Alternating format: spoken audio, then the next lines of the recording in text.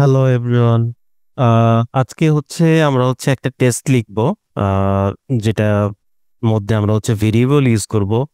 তো টেস্টের ক্ষেত্রে ভেরিয়েবল কেন ইউজ করা লাগবে বা ভেরিয়েবলের প্রয়োজনীয়তাটা কি, তো সেটা একটু দেখার ট্রাই করব।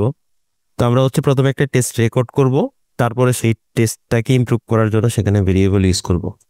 তো একটা টেস্ট রেকর্ড করি।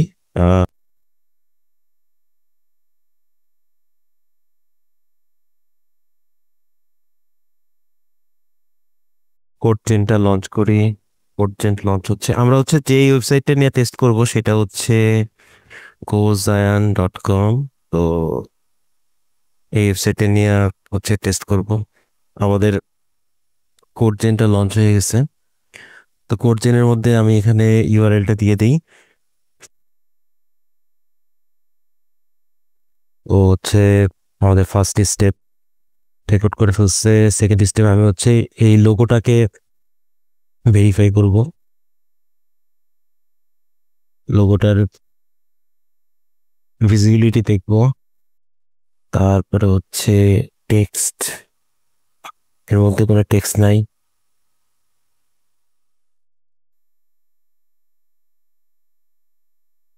এটা ওইটার মধ্যে করতেছে না অ্যাসাট ভ্যালু, যেহেতু এটা একটা লোগো, এর মধ্যে কোনো ভ্যালু নাই। তো একটা স্টেপই যথেষ্ট, ঠিক আছে। তো আমাদের রেকর্ড করা হয়ে গেছে। আমরা ওখানে এই স্টেপটাকে কপি করে নেই। আমাদের রেকর্ডিং এর কাজ শেষ।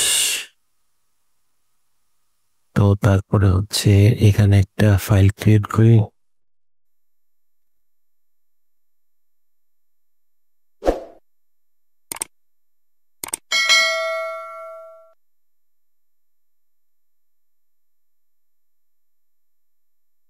এটা আমাদের টেস্ট। এটা যদি এখন রান করি তাহলে হুম, এটা রান করবে, কোনো সমস্যা নাই।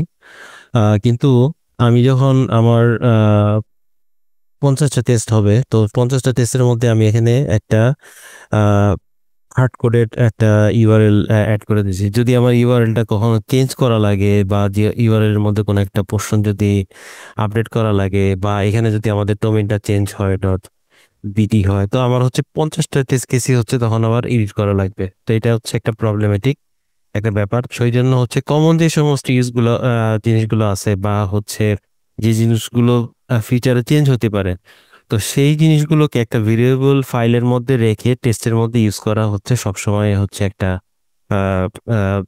Best practice.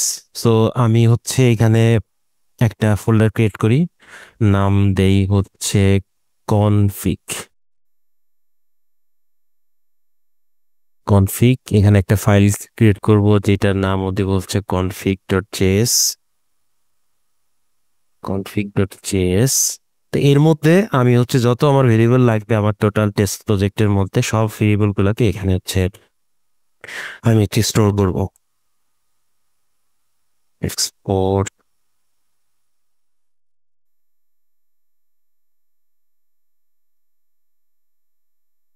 এটা যেহেতু আমার ওয়েবসাইটের মধ্যে সব জায়গাতেই আমার বেজ ইউআরএল হিসেবে যাবে, যে আমার আহ, আহ, প্রথম যে ইউআরএলটা যেখানে আমি প্রথমে গিয়ে টেস্ট করবো, সেহেতু নেমিং কনভেনশন অনুযায়ী ওই ইউআরএলটাকে আমি বেজ ইউআরএল ভেরিয়েবলের নাম দেব। যে কোনো নাম দিতে পারে, কোনো সমস্যা নাই।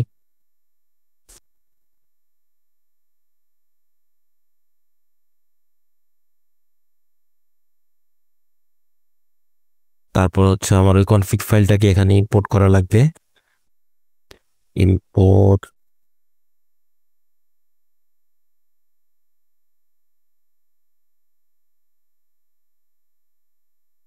এজ ইউআরএল, বাকি জিনিসগুলো অটোমেটিক্যালি নিয়েছে। তো এইখানে আমি এখন রিপ্লেস করে দেবো আমার ইউআরএলটা। দেখি ইউআরএল। এখন যদি আমি আমার কোডটাকে লঞ্চ করি পিওয়াই মোডে,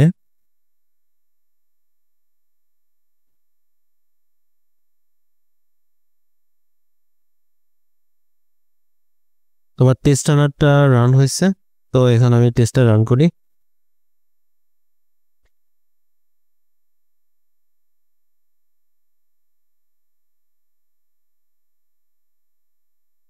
টেস্টটা রান করতেছে,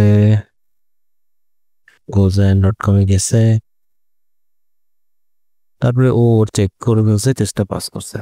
তো এইভাবে হচ্ছে ভেরিয়েবল গুলা আমার এখানে যদি আরো অনেকগুলো টেস্ট থাকে, তো আমার যতগুলো আমার অনেক কিছু ভেরিয়েবল নেওয়া লাগতে পারে, যেমন ইউজার আইডি পাসওয়ার্ড যদি আমার ইউজ করা লাগে, আমার পেজ ইউআরএল চেঞ্জ হইতে পারে, তারপরে আরো অনেক যে সমস্ত জিনিসগুলো চেঞ্জ হওয়ার পসিবিলিটি আছে।